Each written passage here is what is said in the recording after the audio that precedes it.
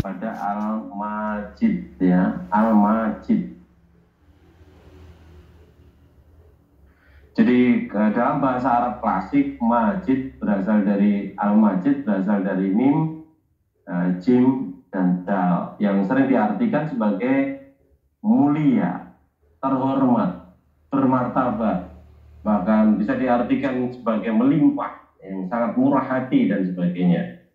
Maka dari itu Imam Ghazali itu sendiri memberikan makna bahwa Allah sebagai Al-Majid itu adalah yang mulia zatnya, indah perbuatannya, dan agung pemberian.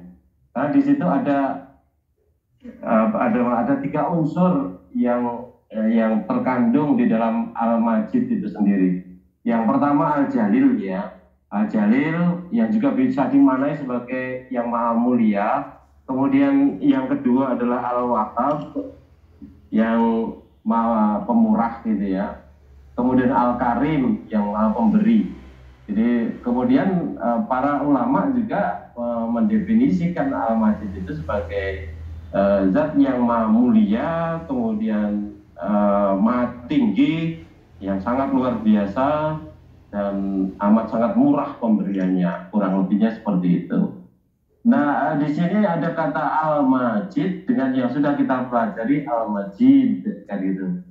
Nah, bedanya di antara, sebenarnya sama-sama yang maha mulia. Ada ulama yang membedakan di antara keduanya. Al-Majid itu adalah Allah yang maha mulia dan memuliakan manusia dengan kemuliaan. Saya ulangi, Allah yang maha mulia dan memuliakan makhluknya dengan kemuliaannya tadi.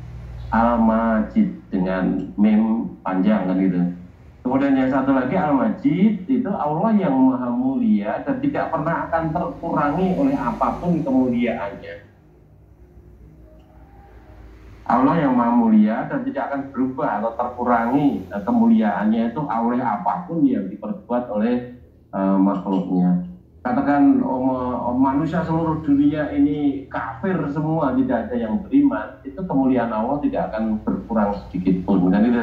Apalagi kok hanya kita yang tidak punya artinya apa-apa di hadapan Allah gitu ya. Kemudian kita mutung, kita murtad, kita pro dalam beragama, kita keluar dari Islam dan sebagainya, itu tidak akan menurunkan kemuliaan Allah. Ya, karena kemuliaan Allah itu kita paham sendiri bahwa tidak ada batasnya, luar biasa. Bahkan otak kita sebagai hambanya yang paling cerdas sekalipun, bahkan otak-otak manusia dijejer sejuta otak untuk berpikir tentang kemuliaan Allah itu seperti apa, tidak pernah akan sampai.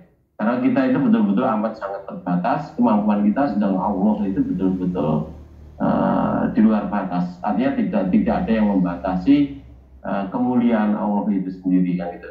Nah, yang terpenting di sini adalah Al-Majid ya, sebab Allah yang mulia yang kemudian memuliakan manusia dengan kemuliaannya itu.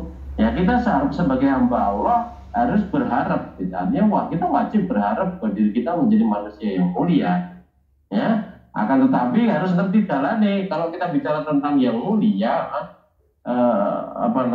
karena kemuliaan itu ada di tangan Allah, maka hanya orang-orang yang dekat kepada Allah, hanya orang-orang yang taat kepada Allah, hanya orang yang mendapatkan ridho Allah saja yang mendapatkan kemuliaan. Dan itu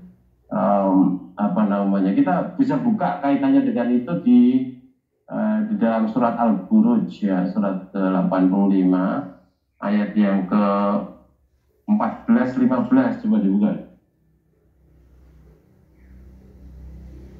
Di Quran surat Al-Buruj surat ke-85 ayat 14 dan 15. A'udzu billahi minasyaitonir rajim. Wa huwal ghafurul wadud dzul 'arsyil majid. Dan dialah yang maha pengampun, maha pengasih, yang memiliki arsy, lagi maha mulia. Ya, di situ 2 ayat itu mensifatkan Allah dengan beberapa sifatnya yang dijejer di situ. Di antaranya yang terakhir itu adalah yang Maha Mulia. Kemudian ayat terakhir dari surat itu, silakan. Ayat ke-22. Fi lauhim mahfuz. Oh, sebelum itu. Ayat 21. 21, ya. Ayat ke-21. Bal huwa Qur'anun Majid. Ya. Bahkan yang didustakan itu ialah Al-Quran yang mulia. Ya, Al-Quran yang mulia. Sama kata Al-Majid di situ ditempelkan kepada Al-Quran, kan itu. Nah, itu bisa dimaknai juga Al-Majid itu adalah nama Allah, ya, yang tentu saja menurunkan Al-Quran, gitu. Tetapi juga bisa dimaknai bahwa Al-Majid di situ yang dimaksudkan adalah apa namanya, kemuliaan. Nah, kemuliaan itu hanya bisa dicapai melalui Al-Quran. Artinya Allah memberikan kemuliaan kepada manusia itu melalui jalannya. Nah, jalan yang ditunjukkan itu adalah jalan yang mulia, yakni Al-Quran itu sendiri, kan gitu. Nah, maka orang-orang siapapun dia, dari ras manapun, dari suku bangsa manapun dia hidup di zaman apapun, ya, zaman Rasulullah maupun zaman mendekati akhir nanti, ya, dia tetap akan menjadi manusia yang mulia kalau dia itu mengikuti Al-Quran, hidup sesuai dengan Al-Quran, kan itu. Ya, sebaliknya, ya, meskipun dia termasuk hidup di zaman Rasulullah,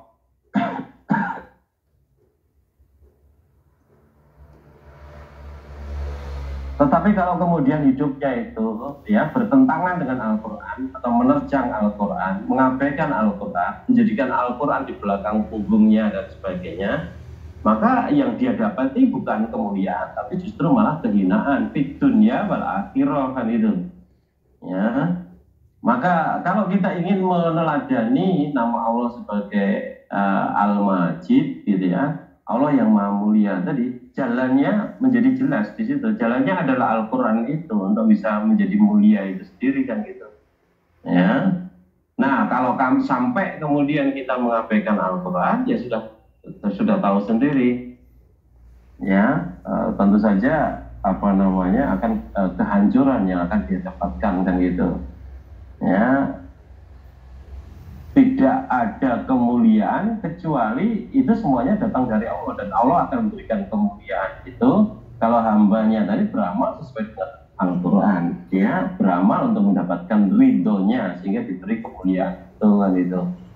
Ya, nah, teman-teman semuanya, gitu ya, dari sisi manapun, karena Allah itu mengajari kita bagaimana berbicara, bertingkah laku, ya, makan, minum, seluruh aspek kehidupan itu diajarkan oleh Allah kepada kita melalui utusannya Rasulullah Muhammad SAW. Ya, maka setiap orang Islam yang orang beriman itu dituntut mengkaji Quran dan Sunnah dalam bahasa simpelnya adalah ilmu, gitu ya, Quran Sunnah sendiri. Ya, kalau segala sesuatu yang bertentangan dengan Al-Quran dan As-Sunnah, ya tidak berbahaya untuk disebut sebagai ilmu.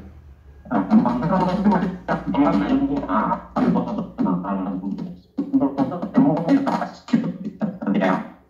setiap hari Islam akan boleh disebut dari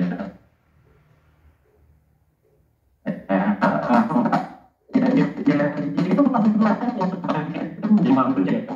Ya, atau kemudian itu bagi sunnah, hanya tidak paham orang, tidak mendapatkan tidak paham kalau menjadi ya, kewajiban itu jalan satu-satunya, kan gitu. Ya, maka disebut sebagai sirotim, gitu, jalan yang lurus. Masa Al-Quran itu jalan yang lurus, kan gitu. Jadi apa namanya, coba dibuka di dalam surat Al-Araf yang ke berapa, 153 ya, coba. Surat Al-An'am, ya Ustaz. Iya. Ya, sebelumnya tadi suara Ustaz agak terputus-putus, apa karena sinyalnya nih? Oh, mungkin saja karena ini tidak mana-mana, kabelnya tidak dekat itu. Ini ada yang terputus-putus Ustaz. Tidak tahu nih. Pasangan headsetnya mungkin. Enggak ya, kencang ini. Sudah kencang. Ini Apa Islam hujan Ustaz? enggak ya. Tapi sinyal bagus nih. Bagus sih jadi. Ya, tadi sempat terputus-putus. Ya, dicoba lagi Ustaz. Surat Al-An'am, surat ke-6 ayat 153. A'udzu billahi minasyaitonir rajim. Wa anna hadza sirati mustaqiman fattabi'uhu wa la tattabi'us subula fatafarraqa bikum 'an sabilihi. Dzalikum wassakum bihi la'allakum tattaqun.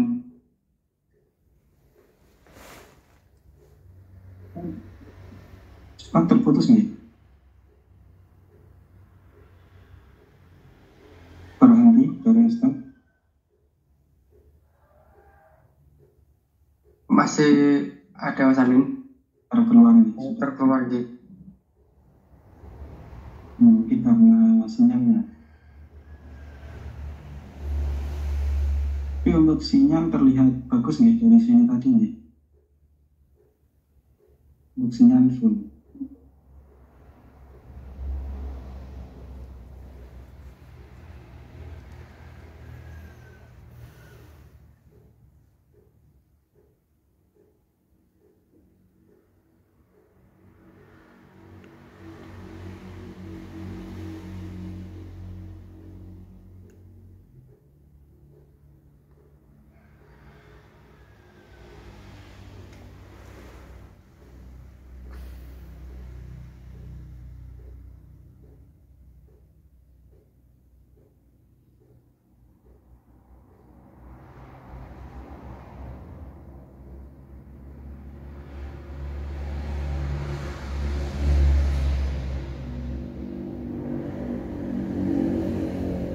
Jadi mohon maaf nih, Ustadz terkeluar dari Zoom meeting.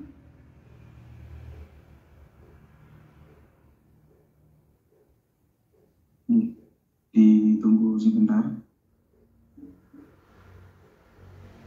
Dihubungi masih checklist juga nih.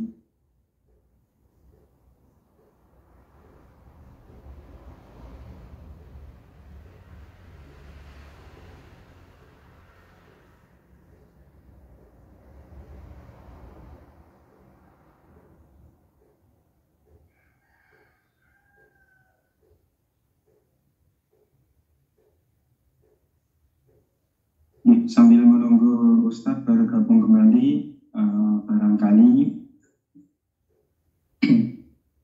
yang mau bertanya bisa ditulis di kolom chat Zoom atau nanti bisa bertanya secara langsung kalau masih ada waktu ya. Ini Ustadz belum ada balasan kembali, masih checklist untuk dihubungi. Barangkali yang dari YouTube maupun Facebook, kalau ada pertanyaan monggo bisa ditulis di kolom komentar. Nanti bisa disampaikan kalau masih ada waktu yang mencukupi.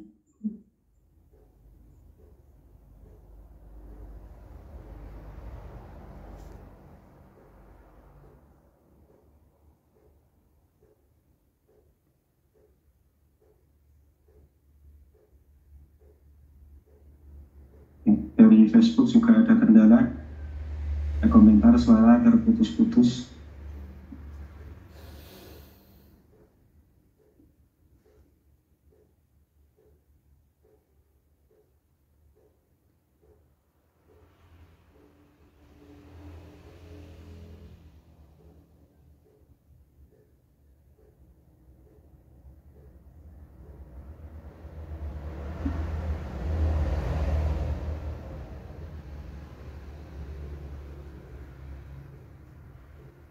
Belum bisa masuk ya Mas Bagus, Ustadz. Video audionya terhenti.